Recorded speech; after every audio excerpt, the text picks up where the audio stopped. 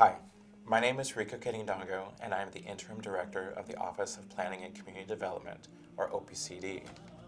OPCD was created in 2015 to support thriving communities with an equitable approach to urban planning and community investment. One way this is done is through our Equitable Development Initiative. The EDI was envisioned by community organizations as a response to the displacement pressures and historical lack of investment that has occurred in communities of color in Seattle. The Cham Refugee Community Center is located in a high-risk displacement, low access to opportunity neighborhoods identified in the EDI implementation plan. Their outreach also extends to Burmese, Iraqi, East African, Rohingya, and other refugee communities in Seattle. My name is Sahrudine Apdalhaliem, and I am the member of the community since the beginning of the establishment of the community from 1980 to until now, been 40 years. And so basically to know about the Cham people. Cham people are predominantly, indigenous people in Southeast Asia, in Vietnam, between the central Vietnam, expanded to the South Vietnam during the peak of the Kingdom of Champa.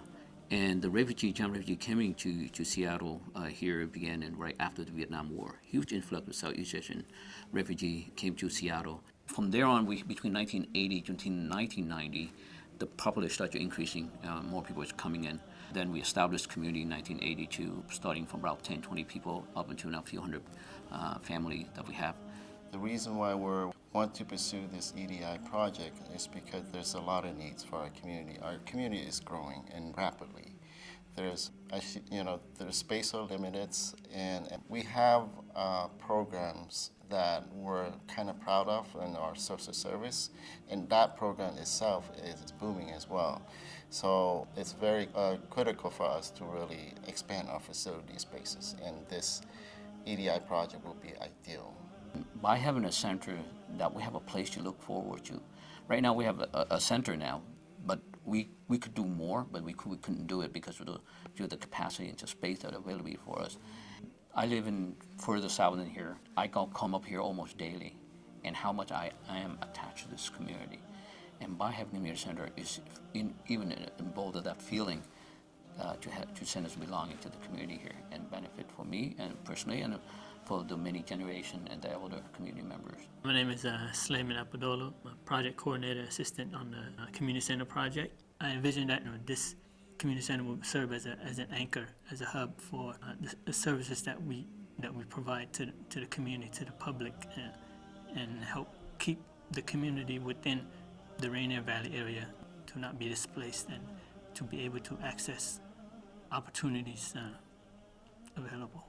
We want to build this community for the younger generation too, and that's probably mainly that's our future and vision for them, is that a center where they can come and then one place where we don't want our youth to scatter and not doesn't have a place. We want them a center belonging. The elders have a place to go. Especially if we have a senior services, we have a program we take elders teaching things that they need to learn about this country as well, get them field trip, develop a program for them, because elders feel lonely in this country sometimes, and because of a generation gap. And to have a center for them and bring the youth coming together, we can bridge that gap. And many activities that we envision, the way we can do with the community is benefit a lot.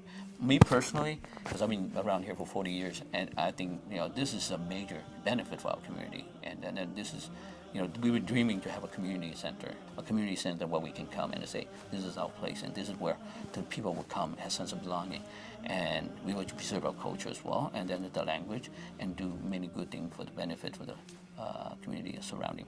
I would like to really express my gratitude towards the whole community for the support, and especially the elders for their sacrifice and what they've done, and for the support as well from the city, from the EDI program, which helped us.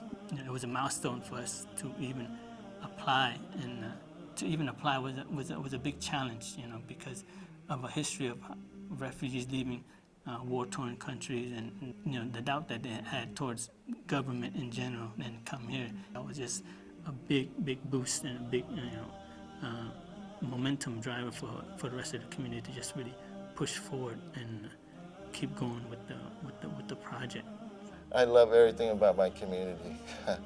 from the way that they interact with members and neighbors, from the way that they teach the students, and from the way that we kind of pull each other up in terms of during the struggle and everything, especially during this month.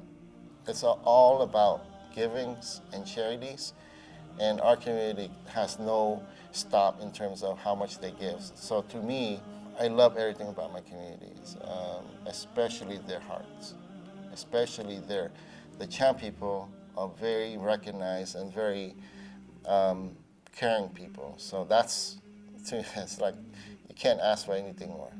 I believe that only in partnership, both with each other and other community partners, and the city is an important piece of that, can we build toward the future that we want to see. We have to do this together. I really do believe that social change is achievable in part through built environment work.